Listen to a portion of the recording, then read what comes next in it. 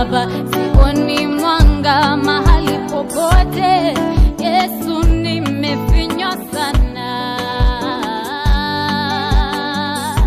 Oh, nataka hii sasa na hofu ile haiji kesho. Baba, nipe uvumilivu, uvumilivu.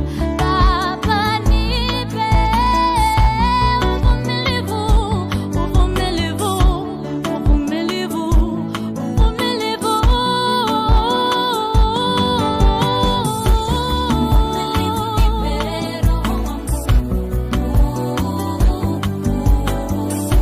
Niweze kukungoja siku zangu zote, hata giza kiwe siku 40. Baba, Yesu, nipe uvumilivu, uvumilivu, uvumilivu.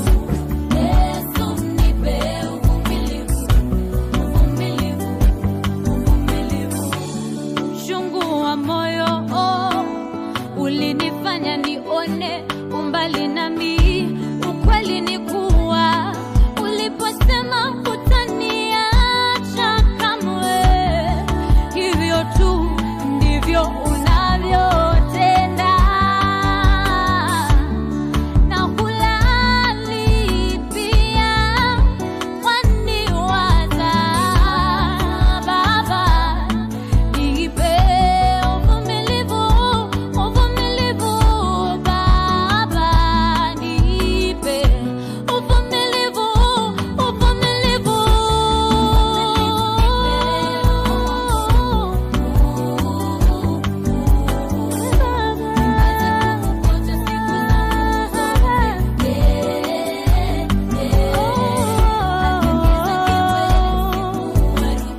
Siku zangu zote nikungoje.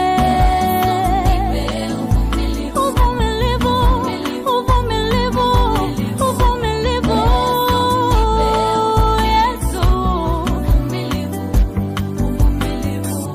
nitakungoja Yesu, nitakungoja, nitakungoja, nitakungoja, ninakungoja Yesu, ninakungoja, ninakungoja, ninakungoja, nitakungoja Yesu, nitakungoja, nitakungoja, nitakungoja, ninakungoja Yesu, ninakungoja, ninakungoja, ninakungoja. Nitakungoja Yesu, nitakungoja, nitakungoja, nitakungoja. Baba,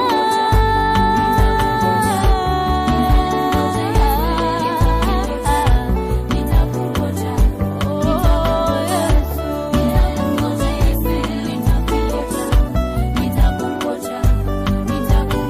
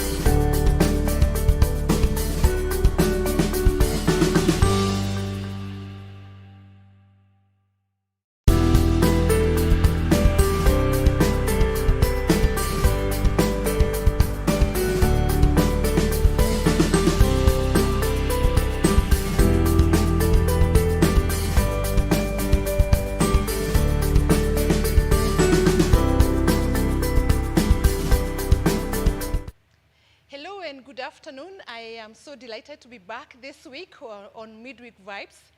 And today our topic is pain management. If you guys have dealt with pain, this is your topic. Please don't hesitate to tell your friends and your relatives that we have professionals on stage. And as usual, we want to give you the best opinion, the best type of knowledge from this stage. We are shooting straight from Mamlaka Hill Chapel, Ruaka. And without further ado, let me introduce our guests. On my right, Yes. this is Joshua. Dr. Joshua, introduce yourself. Hi, everyone watching us from home. And we are happy to be here today. Thanks to Maggie for allowing us to have this opportunity. My name is Dr. Joshua Orwaru. I'm a certified physiotherapist, but I also deal with pain, so you can call me a fascia therapist, which means treating the connective tissues. Yes. Thank you very much. I think we're going to place our fingers on that word you have used, Okay, I'll explain it. fasciotherapy, Yes. so we can come back to it later. Okay. And on my left is not Caleb, Joshua and Caleb, Gabriel. Okay, all right. Yes, so thank you so much, Maggie. My name is Gabriel. I'm a physical therapist with an international certification in fascia distortion model. We'll delve more into that. We are pain specialists. That means we help people get out of pain. And again, thank you so much for having us on stage. And to everyone at home, I hope you enjoy. I hope you get something to help you get out of that pain. Yeah. Thank you so much, guys. Karibuni sana. I'm super excited to have you on show today. Asante. And the reason I am so excited is because somebody somewhere is going to understand something that has been troubling them and know what to do about it. That's my part of excitement. And a very, very warm welcome to you guys and to our audience, Mamlaka Hill Chapel, and our friends from everywhere. Please send your questions as soon as you hear it from the horse's mouth. So, the two specialists who are going to help us understand what is pain, and where does pain come from, even before we start dealing with it. But before we go there, let me ask you a question. If a girlfriend Yes. has been dropped or dumped, or a boyfriend, I don't know whether guys get it the same way, but if that has happened, that pain, is it part of your mandate? Is that part of what you deal with, that heartache? I think to some extent we can say it's part of what we do, but in this regard we are looking at it in a wide spectrum, whereby we are saying, okay, this is a patient, like any other patient. They have a different sort of pain, but we are not going to treat this maybe hands-on, but we can refer to someone who can counsel these patients to guide them so that they overcome the kind of pain they are going through. So in medical, we have a small, what we call biopsychosocial model, which then entails a lot to, whereby we are not restricting ourselves to dealing with the patient. We are not dealing with the condition, but first we have to understand the patient. And I think that way then patients can also be helped. Okay, great. Yes. So they are not exempted. But we don't give out maybe boyfriends or that sort of scenario. So unfortunately, we don't do that. Right. Okay. I hope that we have understood you well, that we won't restrain ourselves from coming. We will come nevertheless, and you guide us appropriately. So I think a lot of maybe advancement that has been done in medicine is a sense whereby maybe people are dealing with everyday challenges, but they want to pick, like a specific part of the challenge rather than addressing the entire scope, looking into your entire life to pick out what exactly is the stressor. And that's the information that we like to share today, whereby we are thinking of how do we incorporate in totality about this person, how can we help them rather than take pieces and start mending one after the other. So it's an overhaul kind of approach. Thank you. That's very good. Thank you so much for that description. But now let us describe tell us what you used a term. Did you call it musculoskeletal? Something like that. You used complicated terms. So when you give us those complicated terms which you want to hear, then make them simple. Okay, so I think the term that Joshua used was musculoskeletal pain, and the whole word means muscle and skeletal. So muscle is what holds your skeleton, and skeleton is nothing other than your bones, the whole structure. So as physical therapists, we are trained to help your skeleton and the muscles function better. Yes, so maybe, I don't know if that's simple enough. It's so simple and nice. I like it. It's not complicated. It can be understood. But now, let's go to the meat of the issue here. And let me just help us understand, what are the major types of pain? So, first of all, we have to appreciate pain. Pain is a good thing, okay? Because pain is a messenger. Pain comes to tell you that something is not working well somewhere. And in our line of practice, we have so many ways of classifying pain, but the main ones would be pain from a structural cause. That would be pain from a muscle, a nerve, a ligament. There would be pain, emotional pain.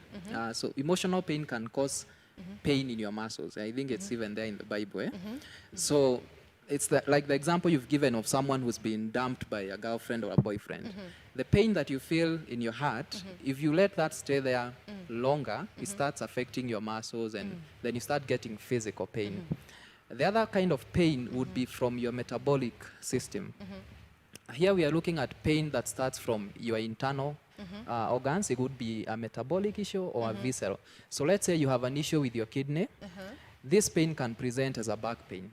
So those would be maybe the main classes of the pain that we usually deal with at the clinic.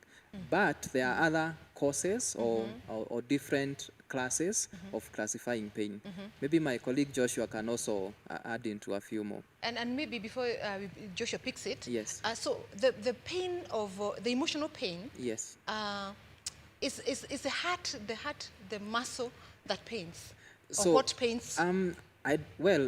Emotions is different because emotions usually happens in the brain, and then when that happens in your brain, it's sent to the whole system. Yeah. But when this emotional pain starts giving you physical pain or pain into your muscles, it means the emotional response that has been going on in your body, it makes the body produce a certain hormone that starts interfering with the function of how your muscles work. So you end up having either, headaches or migraine, shoulder pain, lower back pain. Heartache. Yes, because sometimes when you're dumped, you tend because when you're going through a heartbreak, you might even want to just sit, kujihurumia, there you would want to sit at a desk and just feel for yourself. Right. So repetitive, those kind of postures will in turn give you physical pain. Yeah. So emotional pain is part of what we do. That's what we deal with. Yes. Fantastic. Dr. Joshua. So just to add a few types of maybe pain, and I think these are very common, whereby patients are saying, I have a nerve problem, I'm getting a burning kind of sensation, maybe on my leg, I'm getting numbness on my hands. So all this, it's like more of like a narrow approach to say that now this, this is a nerve pain, this is a tissue pain. But when we look at pain, to me what is most intriguing is when we think about chronic pain. These are the kind of pains that every day I wake up and I feel frustrated when I hear stories about pain. And these pains are very profound in the sense that it's not a specific pattern. It's kind of almost sometimes could be a random pain. You wake up in the morning with a stiff back. You wake up, you have a sharp pain through your back. So all that, we could talk about pain, but pain is so wide. But in this regard, we are only focusing, maybe we talk about pain that affects movement. Let's say you cannot go upstairs, you cannot go downstairs, you cannot use the toilet seat. Very basic. To a point that now you've modified your entire house to to have maybe a raised chin or something like that. So all those are actually things that can be treated successfully to whereby these patients can have their normal function. And those are the kind of pains we are really interested.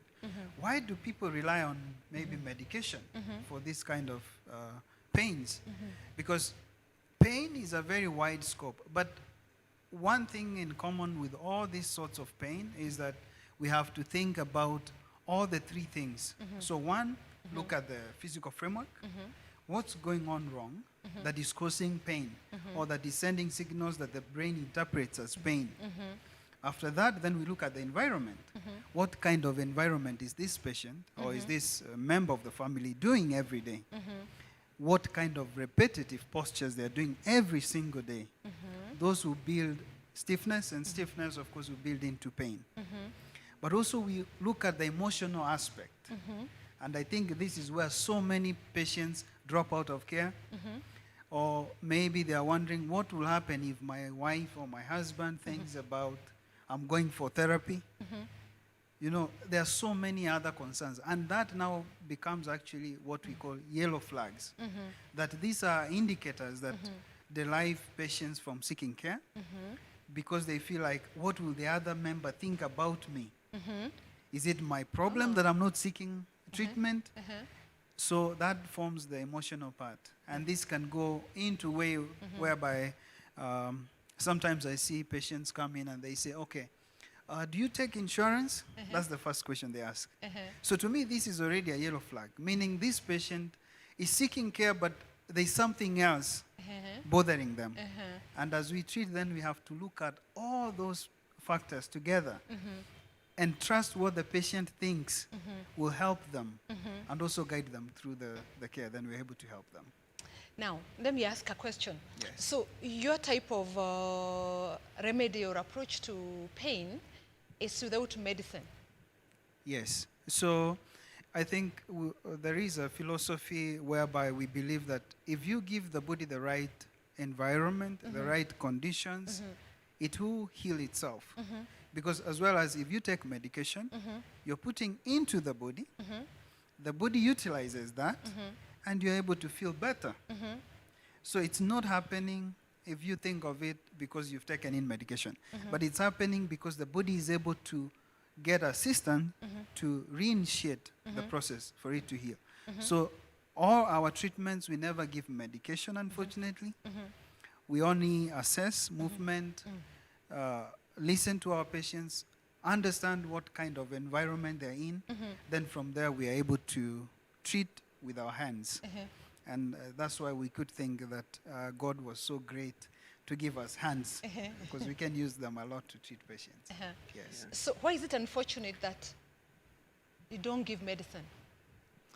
I think one thing, so this is my perspective in medicine, but I could not limit myself to what other people think about, is that if a patient comes in and I give them medication, I don't feel satisfied to have addressed their pain.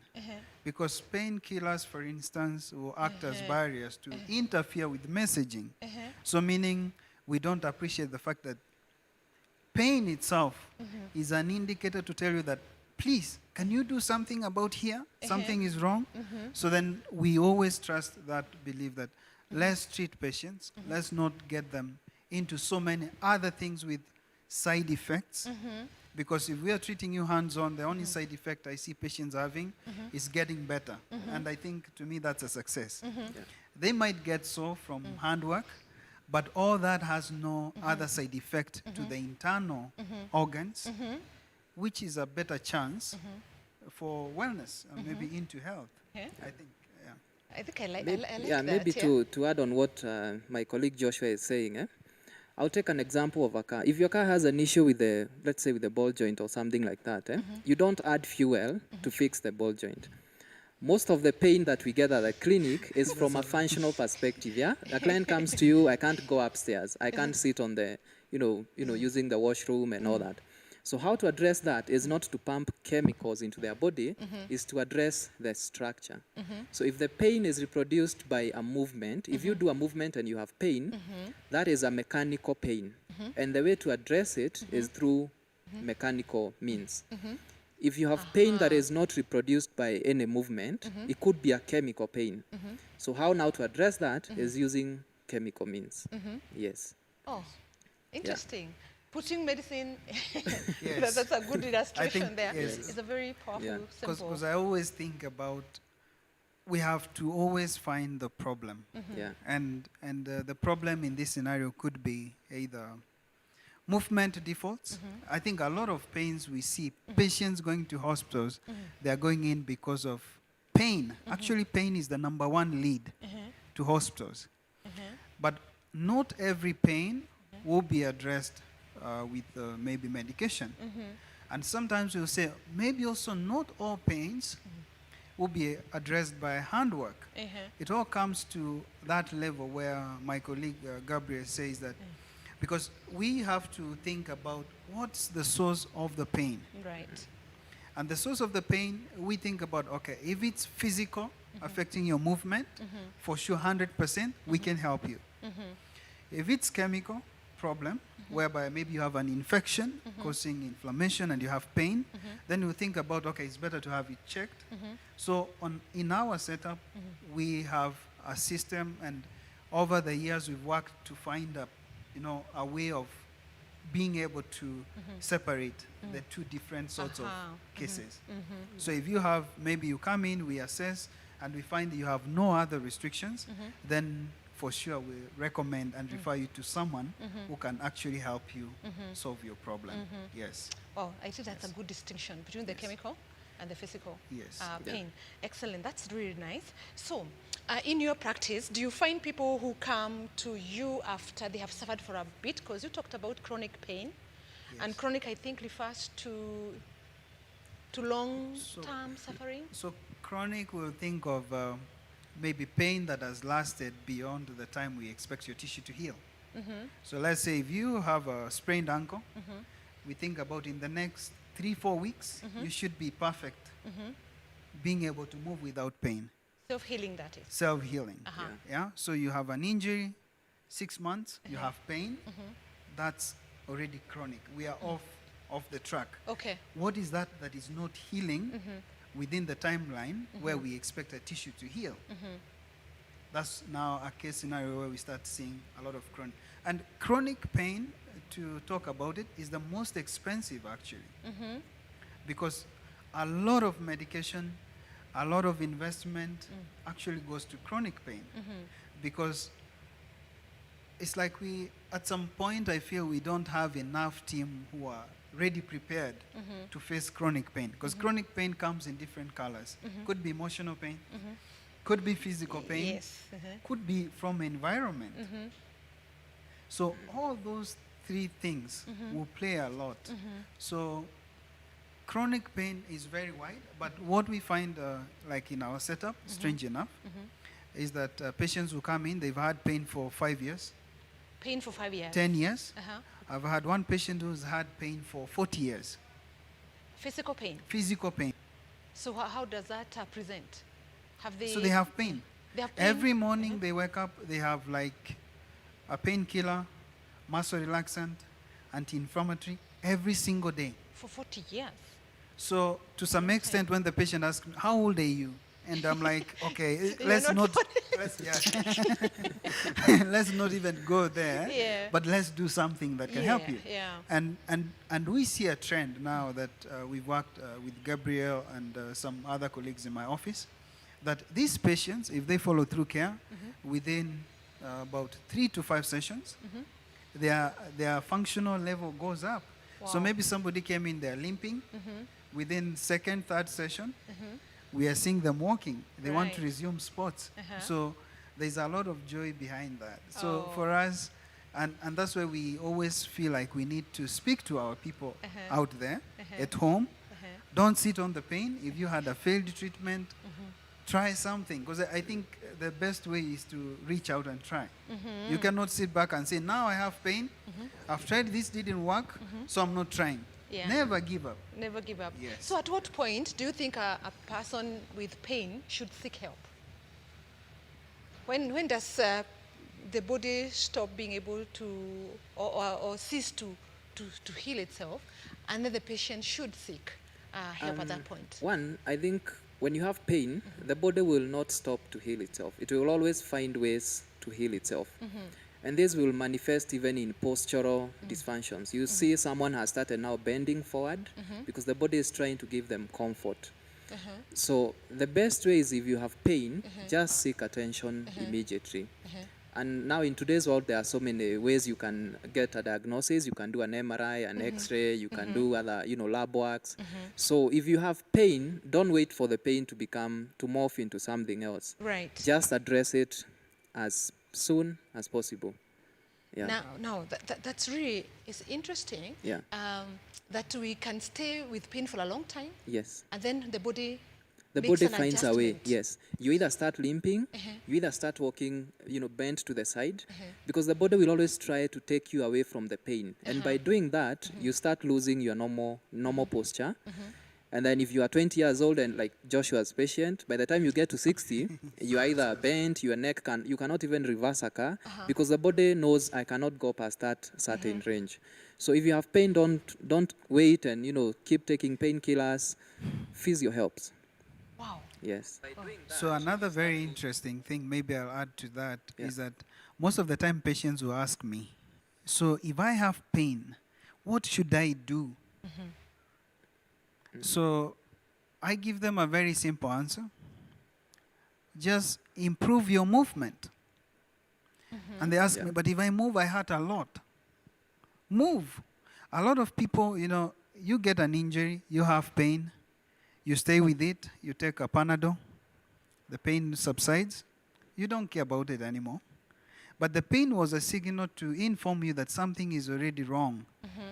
So what I encourage my patients, move. The more we move, the more our tissue is able to move as well. And that movement is what actually even allows your body to have proper circulation. Right. And with circulation, we are thinking then you're getting nutrients to these areas that are having injuries. So chances of healing are better. The less you move or you decide, now I'll not be doing these exercises because I have pain, actually you allow the body to heal with an injury. So what the story turns out in the end is, oh, I have this pain, I have had this pain for maybe, it's always there. It becomes part of you. And we're saying it's not supposed to become part of you. Do something. So don't ignore the Don't message ignore the that messenger. pain sends. Yes. Right. Wow. That's pretty interesting. I think maybe if you ignore, just ignore. Don't take medication. Don't do anything. Stay with the pain. Then you'll seek an expert. They'll help you. Because the moment you start, take a Panadol, the next day you're trying, maybe let me get a higher dose. And that will keep on going up and up. Right. And the disease process or the pain problem will keep on manifesting and spreading. And that's why we encourage people. It's better. You have pain, it can be worked on. Why do you have to take your car for maintenance every other time? Oh, I felt, there's something not moving properly. Let me take it to garage. What about your body? So are you suggesting that people try to take better care of their cars and their bodies? People actually go for servicing every, I don't know what mileage they're looking at, every other month. Oh, I need to fix something here, I need to fix something there. But when you ask them, have you had any treatment? Have you had any maybe adjustments, spinal adjustments? Have you had any form of stretching routines? They don't know. So that tells you how bad we look into our bodies. We only start thinking about our bodies once we have a problem. I have this nagging pain, I have this strange sensation, but you don't have to wait to get all the way there. Right. You have pain, somebody is there to help you fix it and give you a home routine, what you can do on your own to better the area, to improve your function, and pain should be the last thing we could talk about. Wow. Yes. Let's take a short break, and when we come back, we'll discuss more about those things that one can do at home if they have a problem, and where to find the help that you give. So stay with us. We are going to take a short break. Don't go away.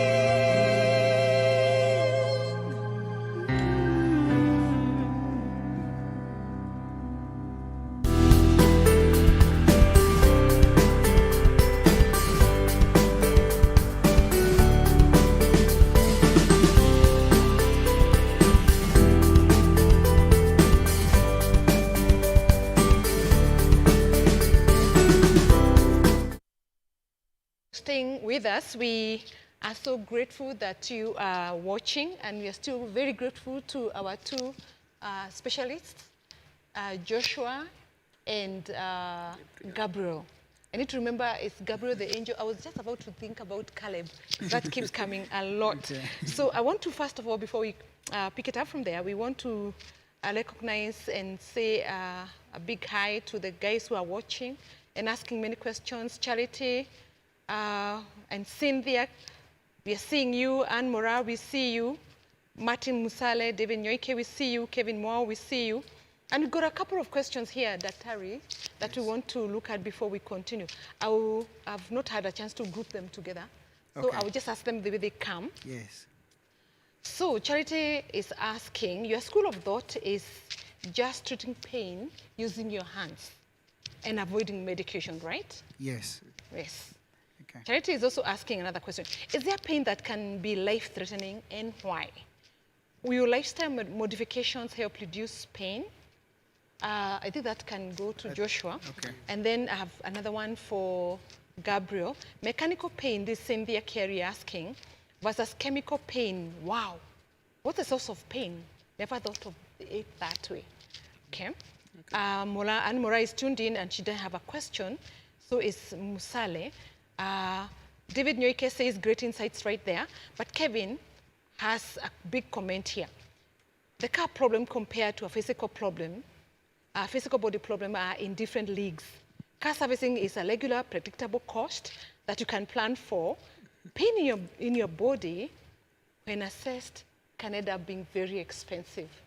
I think Gabriel is going to take note of that. Yes. I think let's take care of those ones first. Okay. So to the first question about, what's the name of the lady? That is Charity. Okay. So if we talk about pain, yeah, in this, I think what was the question before I mislead her? Let me just go through that again. Avoiding medication. Just Okay. hands, no medication. That's a question. And you say yes to that So one? yes, so maybe if I talk about where a scenario we are treating and we are saying, okay, no to medication. First of all, from the introduction part, I did mention about fascia. And in the school medicine and our natural response, we've been trained to understand about muscles. We've been trained to understand about joints, bones, but we never pay so much attention to what binds the two together. And that's the fascia I was talking about. Fascia is F-A-S-C-I-A, not facial. Most people mistake it with the face. I'm not a beauty guy or that. But we specialize in fascia work. And we've had a big opportunity and privilege, myself and Gitao. We had like a medical training, which happened back about 2 years ago.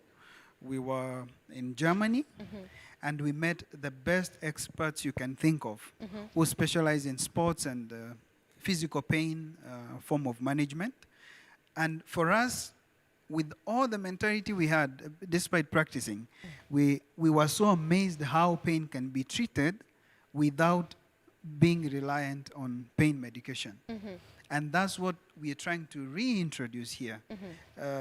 If you remember, I mentioned that we have not had enough people prepared to take on pain in a perspective of understanding body function.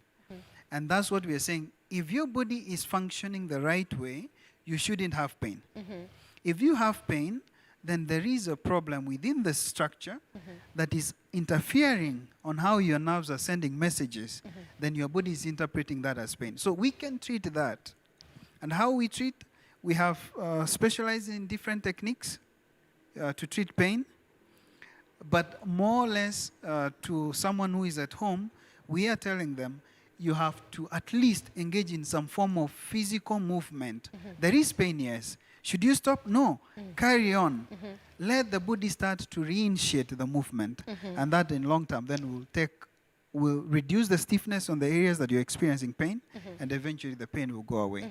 So you don't need to rely on pain medication. Yes. Wow. The second question for Charity was, Yes. is there pain that can be life-threatening? A lot of pain, we have different pain patterns. I've had case scenarios where a patient went to see a doctor, they got assessed, they thought this patient had a heart problem, heart attack, very mild, because they had pain on the left arm. They went through, they did a ECG or the endocardiogram to check heart function. They did all other tests, X-rays, name it, MRI, CT scan, but never found out what was causing pain. But this is a patient who was already under fear. What's happening to me? This is a strange pain to me. Right. So there are other pains which we have to be really careful about. If you're losing breath and you have chest pain, you should be worried. Could be early signs of cardiac arrest. So pain can present in so many other ways. But if you're living with it every day and you're having some sort of pain, it's always better to have it checked. The longer you wait with the pain, it might manifest with a different composition whereby your body is trying to figure out how to avoid the pain, and maybe that might predispose you to have other long-term problems.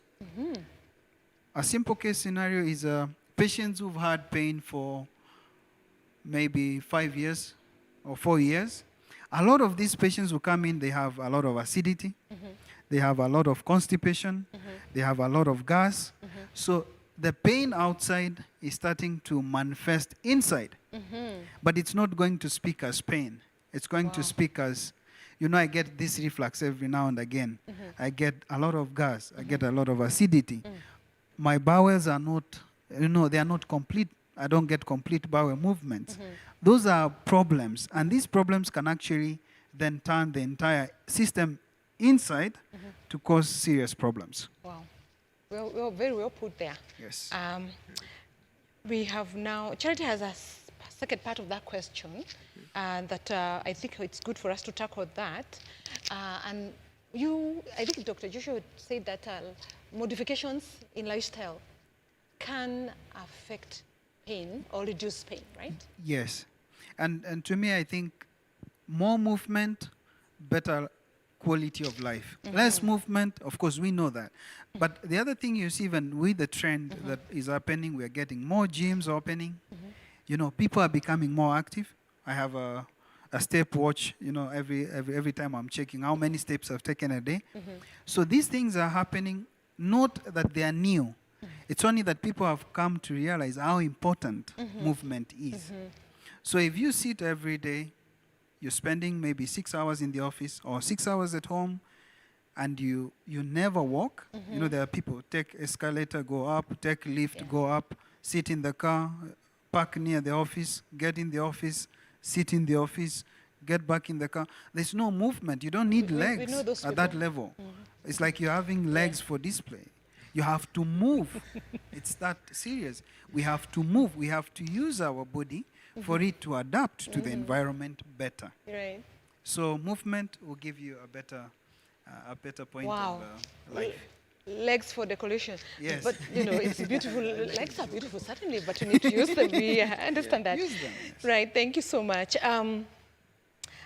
Medicine, treating pain can be expensive.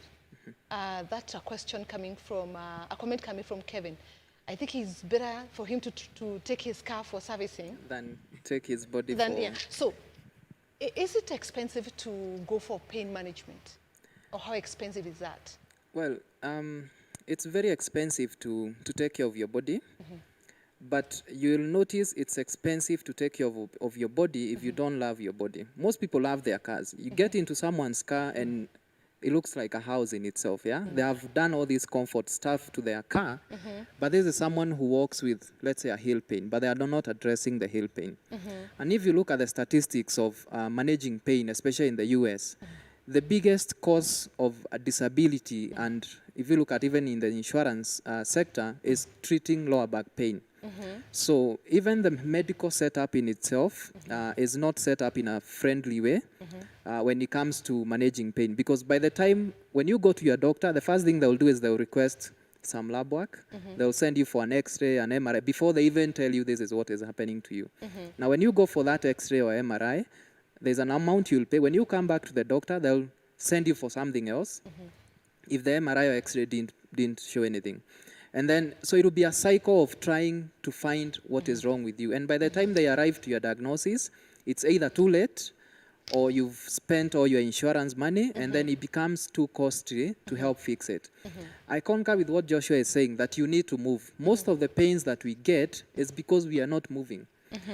Like right now, the country is on a lockdown. Most people are just at home. You know, people are just seated on a desk. They're just, you know, they're not moving. You sit on a desk for from morning to mid-morning or mid-afternoon, and you're not moving. Now, what happens now, and this answers the next question about, you know, the predictability of, you know, how predictable is it that you'll have pain maybe in future, is that if you spend your day in one static position, chances are you will be in pain.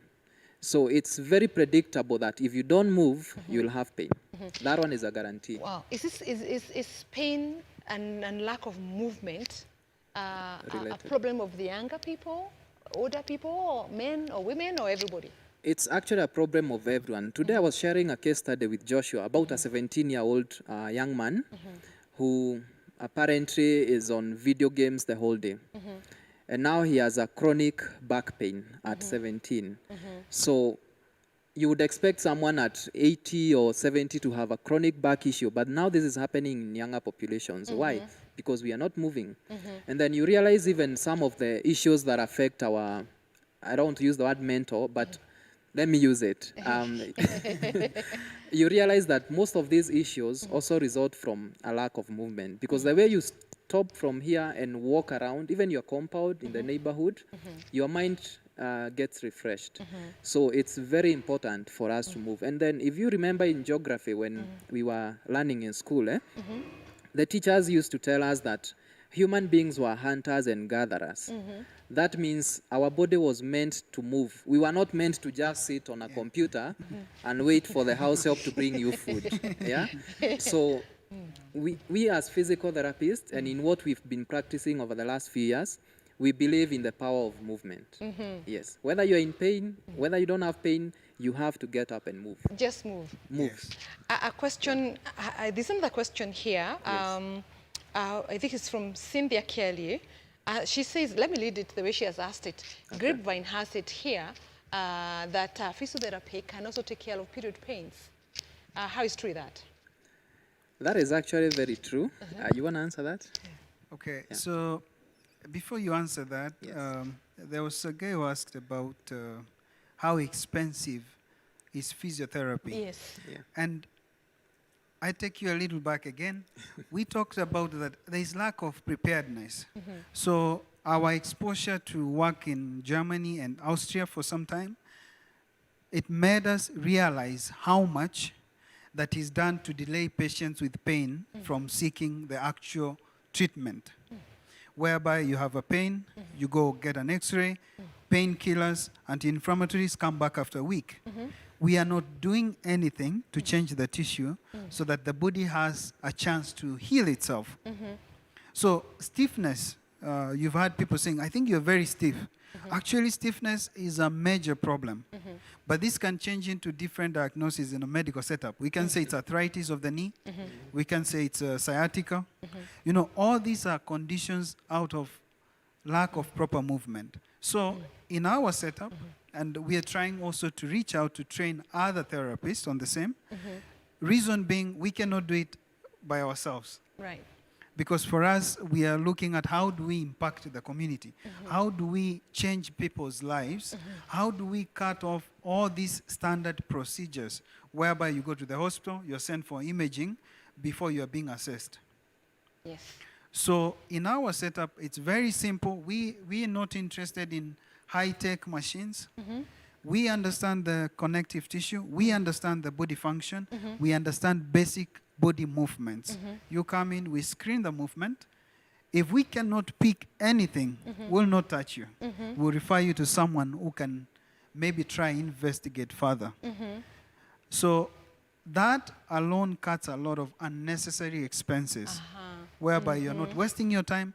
And the good thing, we've also created an environment which is more friendly, COVID friendly as well, whereby we ensure that our office are maintaining the highest standard possible. So patients will come in. If you have an appointment at 9, we'll see you at 9. We'll not say we'll see you at 10. Because also think about how much time do you spend going to maybe a setup whereby there is no structural appointment. You spend the whole day. How many days can the office let you go there?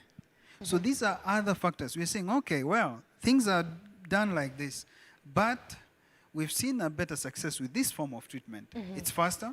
If you think about 3 to 5 sessions, it's not expensive. How expensive can that be? It's not, compared to when you're going for a physio treatment in a setup whereby a patient was referred to the physio with a specific recommendation. Go do these sessions, go get this specific machine done. You come to me as a physio, I have no say, I put you on the machines. We do 10 sessions, I didn't assess. So I'll be treating, I'll fail because the first person who referred them actually convinced them that whatever they were given should be the main problem we address. But the doctor there, maybe is a general doctor, is not a movement specialist. So there are things he might miss. We're not saying that they are not competent, but there are things they might miss. And if those are missed and we start treating on a missed diagnosis or a misdiagnosis, chances are, will they get better? I don't know.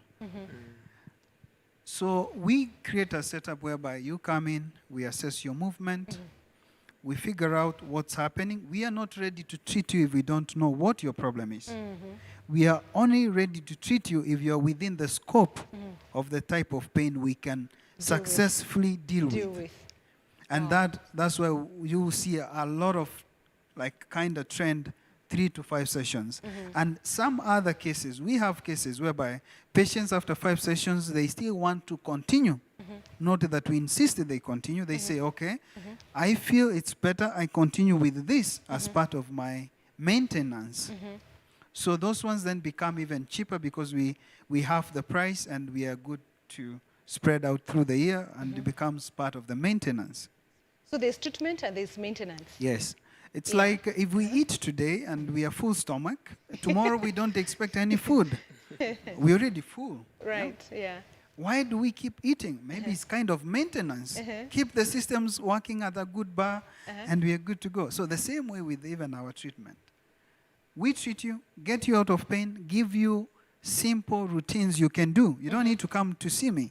Simple things that you can do to maintain what we've done. If you follow them, you'll never come back to see me.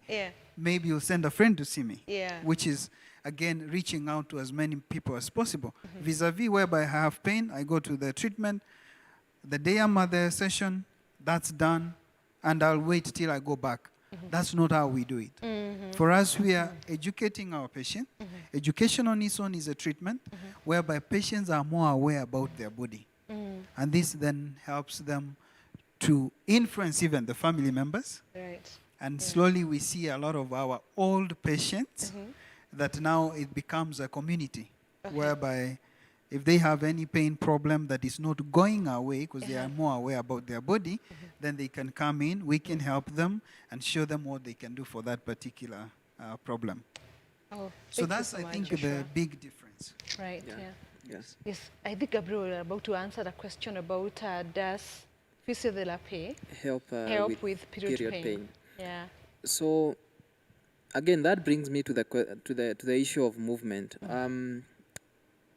The way someone gets period pain is through movement in the uterus to try and push out the ovum that has not been fertilized. Okay.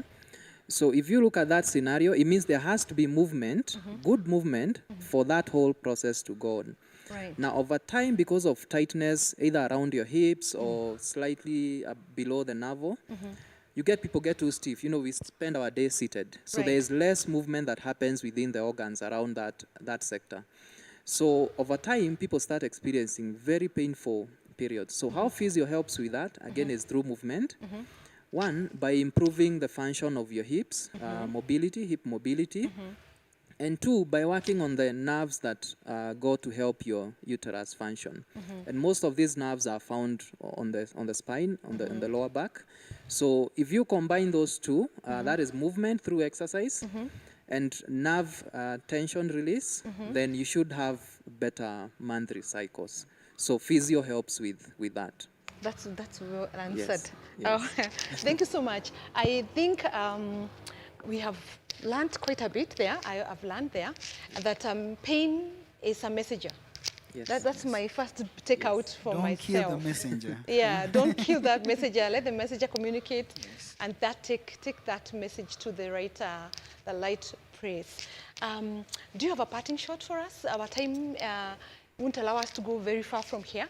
So give us a parting shot. But before you give us that parting shot, I just want to say, to respond to what you said earlier, that once movement has improved, then we should continue moving, right? Yes. I remember I visited your clinic with literal movement with my right. I This could right. say frozen shoulder, yeah? And Like stuck, yeah, you know, kind of. yeah. And I can confirm that actually it did get better. But I was surprised that you laughed. Why did you laugh? I think it's a part of my everyday life. I'm a happy person to start with, but I always wonder what makes all these patients go through a lot of suffering when we can actually fix it without putting anything into the body with our hands. Why do patients have to go all around, you know? But I think it's lack of information could be a reason as to why they don't know where to go. And that to me, it's kind of a form of laughter. But I feel for the patients I see. Oh, I just feel, You I feel wish for the they came patient? in yesterday. Yesterday, yeah. And that's that's yeah. I'm a happy person. you're a happy person. I noticed that. Yeah. Please go ahead and give us a parting shot. So for the people who are watching us today, thank you so much for letting us speak to you. And I will encourage you, if you have pain, you've tried, things never worked for you, we have a more advanced way of looking into pain. So we are the first group actually to start fascia work within East African community. You can try us, you can try any of fascia certified therapists, and I think those will change your life. And you'll thank me later, I believe. Thank you so much, everyone at home. Thank you so much, Joshua. Okay. So I also want to thank everyone who has been watching the questions. We appreciate them, and we hope we've helped you in a big way. My parting shot will be very brief in that you can never use the elevator to get to good health. You always have to use the stairs. Yes. Oh, there you go, guys. So that's the only way. If you're looking for the elevator, then Okay, I think there are a few things to avoid. yes. One of Just them move. is the elevator. Yes. Yeah. Use the stair. Use your legs. Use Use your your legs. foundation. Use your Your legs. legs are your foundation. If you're not moving, Use your foundation. use your foundation Wow. to build the body you want. Uh-huh. And those are your legs. Wow. Not sitting all day and ignoring the legs. Yeah. We need to always. Make use of your legs. If you're not using your legs, you're not active. Yeah. Maybe you're active in the mind, but we are talking about physical activity. Uh-huh. Yes. Fantastic. Thank you so much. I really appreciate your time, guys. Thank you for bringing in those nice nuggets of wisdom to us. Mamlaka, I've been your host, Maggie Moher. We'll see you next time. God bless you all.